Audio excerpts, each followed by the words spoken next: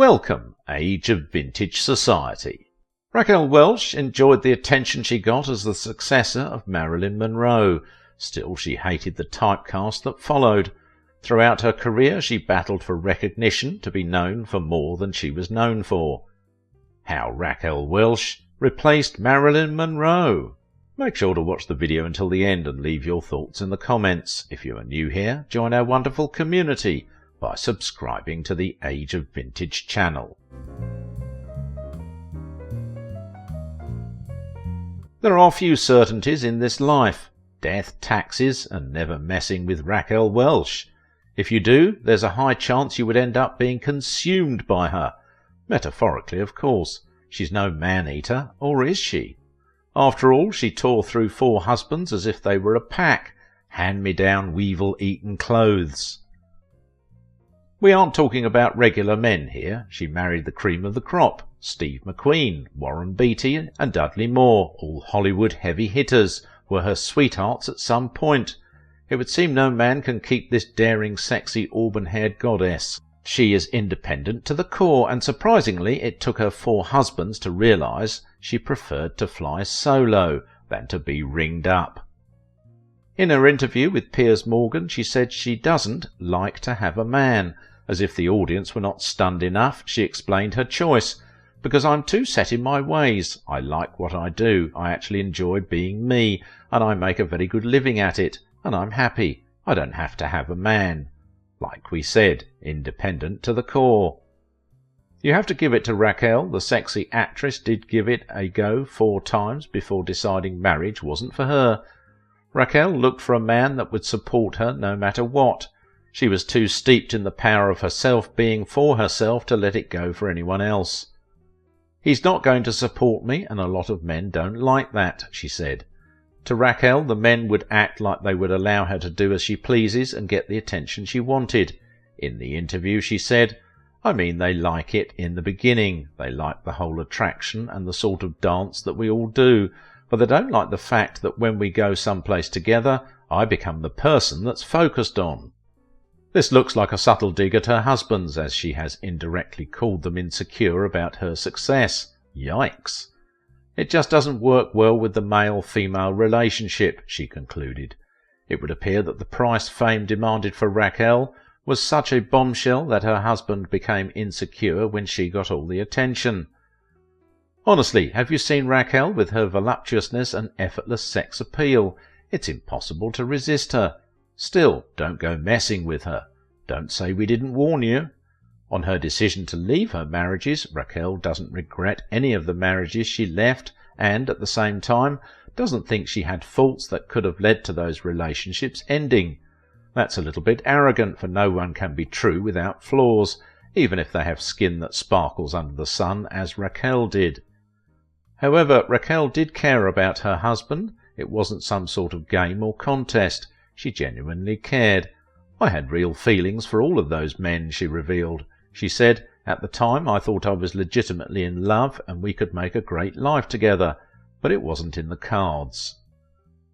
She didn't have regrets, and certainly mentioned that she wasn't ready to seek another marriage. "I'm not too sure. I don't think so. I'm not that good at it," she said, which is amusing because she said she doesn't think her character flaws impacted the divorce. Still, she is going on dates, and according to her, "I'm just content. I feel like I've had a very lovely, beautiful life. I don't know exactly what's around the corner. It's not bothering me that much." For the men she had dated, the most popular ones amongst them being Hollywood giants, Raquel has sweet words. Well, for most of them. She basically called Warren Beatty the synonym of a phallus. She said, "He's been with everything, anything that moves. I mean, he's a famous Lothario." McQueen she called lovely and described Moore as adorable. As we said, don't mess with Raquel. Warren must not have gotten the memo, and certainly MGM didn't. If MGM did, they wouldn't have attempted to cheat the delightful Raquel and ended up paying $10 million to her. In 1981, MGM hired Raquel, who was 40 at the time, for their new film Cannery Row, which would have seen her act alongside Nick Nolte. The film was based on John Steinbeck's novel of the same name. The studio fired Welch on the grounds that the actress was being a diva and alleged she was breaching her contract by requesting to have her makeup done at home instead of on the film set. Swiftly she was replaced with Deborah Winger, who she shared an agency with. Raquel didn't mind leaving the film if MGM offered her a role in another film, but MGM was vehement. Big mistake.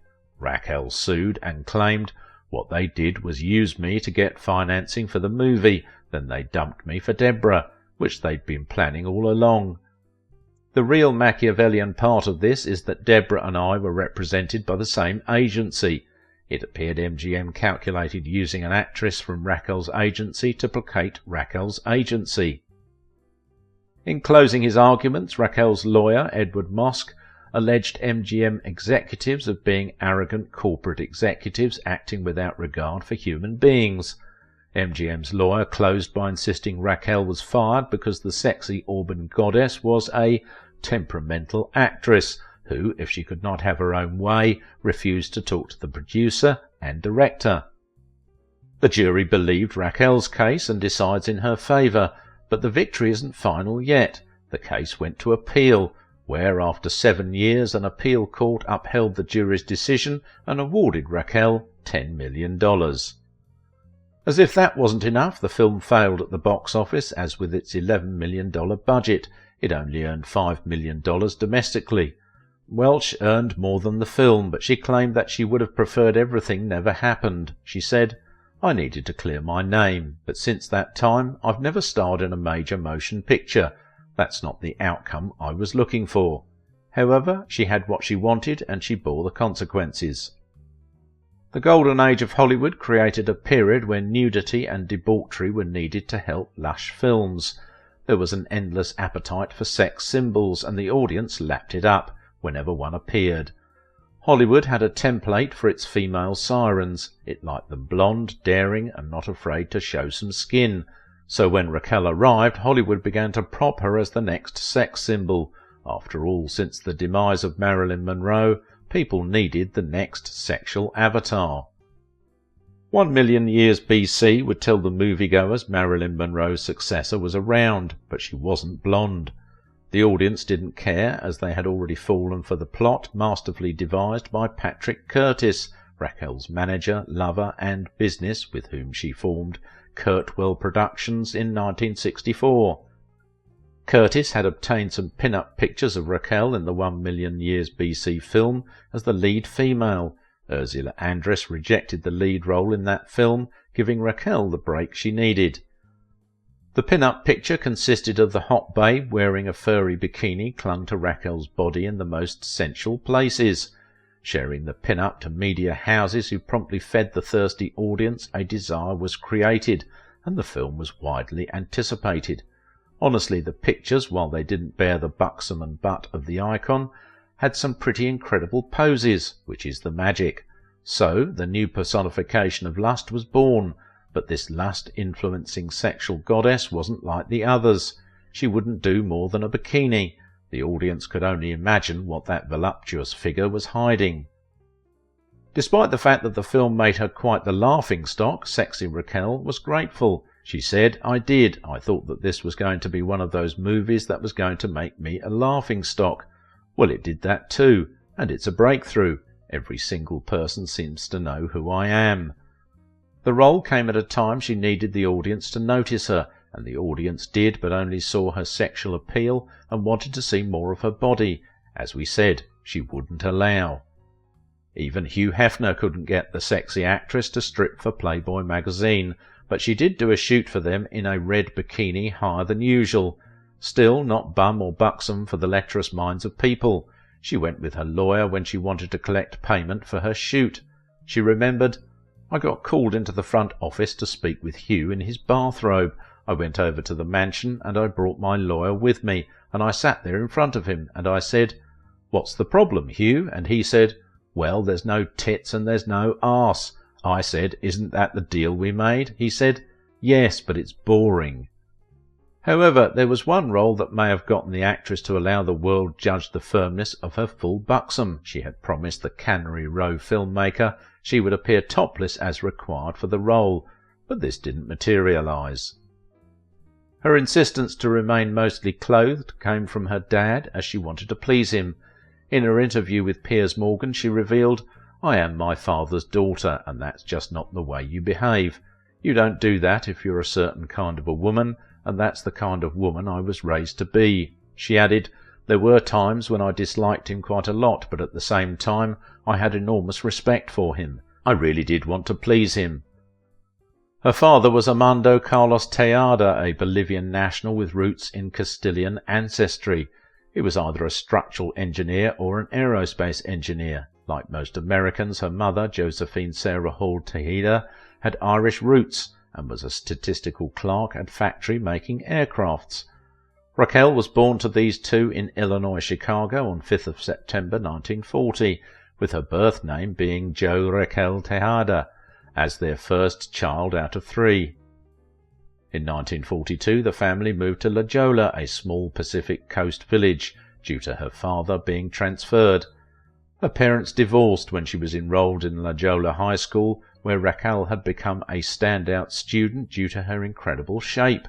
Her hourglass figure made her a surefire candidate for the La Jolla High School cheerleading squad. Cheerleading was easy for her, as she had already been taking ballet classes. The combination of the grace of a ballet dancer and the natural beauty she possessed was devastating, as she would win a beauty contest amidst 150 contestants when she was just 14. By 15, she became Miss La Jolla, Miss San Diego, and Maid of California. With all these recognitions, it's easy to assume that Raquel was made for big things. She herself had one eye on Hollywood. She had apprenticed at the local playhouse and attended numerous workshops for acting. She juggled this while being married to her high school sweetheart, James Wesley Welch, when she graduated high school in 1958. The couple would give birth to a boy, Damon, a year later in 1959, and a girl, Tani, in 1961. Yes, Raquel has children. Don't let her sexy body fool you. Damon would go on to become an actor as well as a production assistant. Also Tani, blessed with a look that made men drool, would follow her mother's path to become an actress.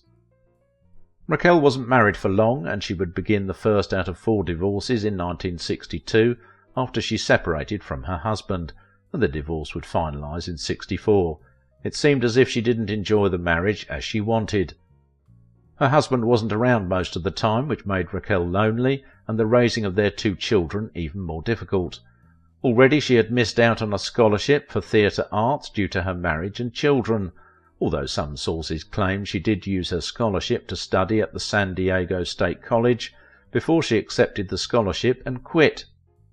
Discrepancies aside, one thing is certain: she quit college and moved with her kids to Dallas, Texas, and would quickly get a job as a store model and a barmaid. She also managed to get a television job as a weather girl, but not for long, as she moved out of Dallas to Los Angeles in 1963, hunting for a career as an actress.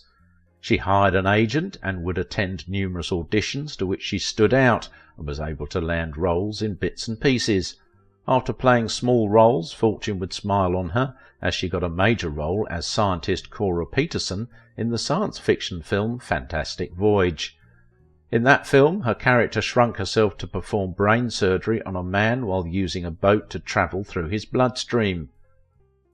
Critics begrudgingly accepted the film, but Raquel became known and got her role in 1 Million Years BC, a film she did while on loan from Fox to Britain's Hammer Studios. She became a sensation, but with that blessing came a curse. Interestingly, she had a hand in that cause, as it was her manager, who would later turn husband, that drove public anticipation using sultry pictures of her. Filmmakers both home and abroad saw her in one light, the sexual light. They wanted to use her to sell sexual fantasies. This culminated in her roles in the 2 1967 films, Bedazzled and Fathom. The height of it was her performance in 100 Rifles, where she had to act out a love-making scene with Jim Brown, which set the loins of many men straining against their shorts. The film further fueled the craze for Raquel's sexiness, but Raquel didn't want this. She wanted more, and her exposure to the European market was offering her the serious roles she wanted, as she majorly featured in mediocre films.